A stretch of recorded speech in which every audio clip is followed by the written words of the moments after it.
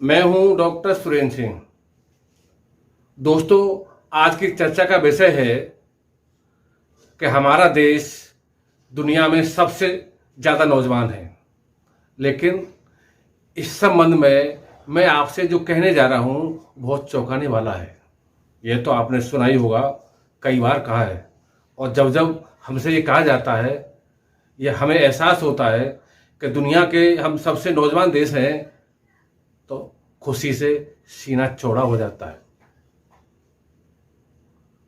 हमें लगता है कि दुनिया में हमारा कोई मुकाबला नहीं है, हम दुनिया में सबसे ज़्यादा तरक्की कर सकते हैं, हम दुनिया में सबसे आगे जा सकते हैं, क्योंकि नौजवानों में ही कुछ कर गुजरने का जज्बा होता है।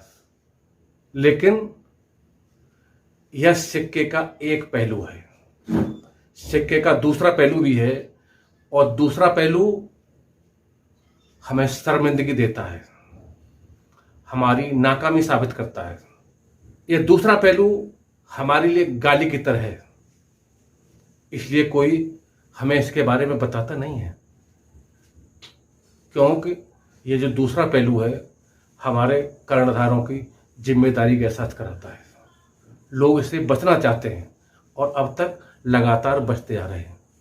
संयुक्त राष्ट्र जनसंख्या कोष यानी UNFDA ने नवंबर 2014 में जब भारत को दुनिया का सबसे नौजवान देश घोषित किया था पहली बार, तो उसके साथ ये बताया था कि हमारे भारत में 35 वर्ष से नीचे की आबादी 65% है। देश में 10 से 24 वर्ष के बीच के लोगों की संख्या 35.6 करोड़ है, जो देश की कुल आबादी का 28% है।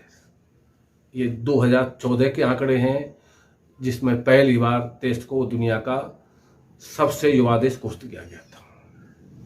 इसके साथ बताया गया था कि चीन में इसी आयु वर्ग के लोग 10 से 24 वर्ष के बीच के नौजवानों की संख्या 26.9 करोड़ है, जबकि इंडोनेशिया में इसी आयु वर्ग के लोग 6.7 करोड़ और अमेरिका में 6.5 करोड़ हैं।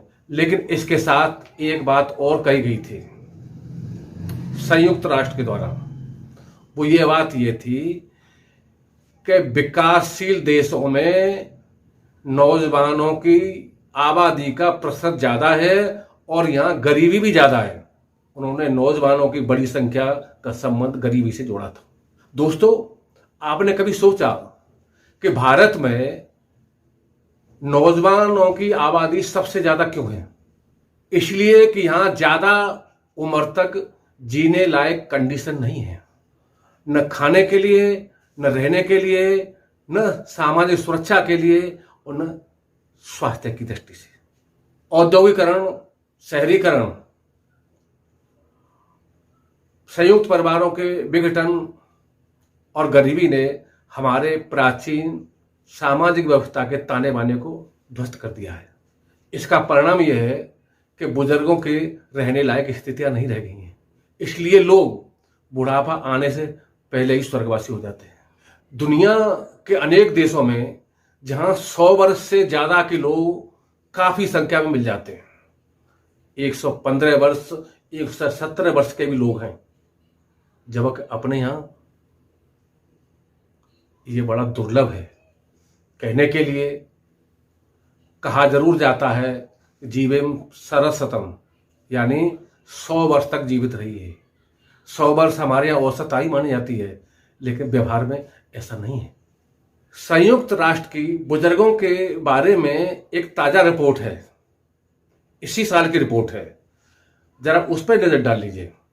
इसके अनुसार भारत में बुजुर्गों की संख्या केवल 6% है, 6%, जबकि चीन में 11% आबादी का बुजुर्ग लोग हैं, अमेरिका में 15% है, यूक्रेन में 16%, कनाडा में 17%, स्विट्जरलैंड में 18%, जर्मनी में 21%, पुर्तगाल में 22%, इटली में 23% और जापान में 27% लोग बुजुर्ग हैं। विश्व स्वास्थ्य संगठन द्वारा इसी साल औसत उम्र के संबंध में आंकड़े जारी किए गए हैं, बहुत चौंकाने वाले हैं।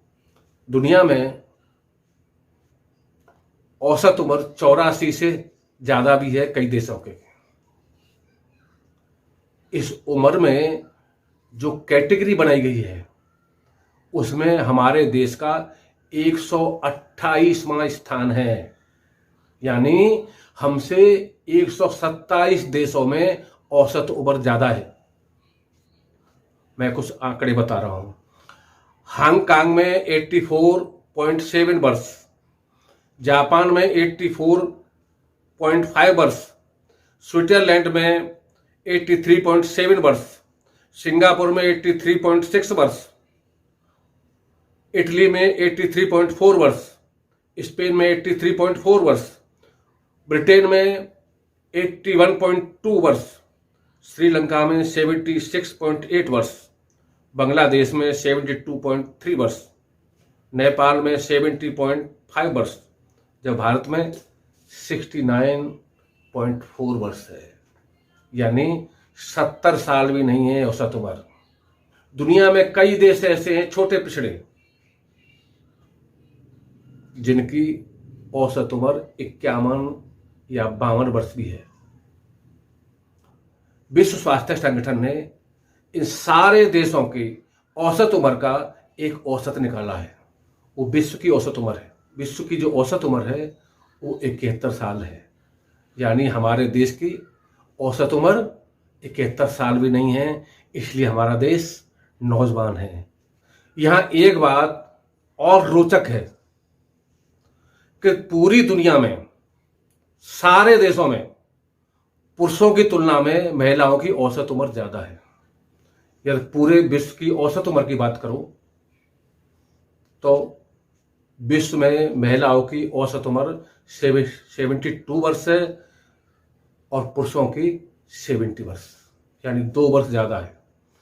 यदि भारत की बात करें तो भारत में महिलाओं की औसत उम्र 70.7 वर्ष, पुरुषों की 68.2 वर्ष है। कितनी विचित्र बात है।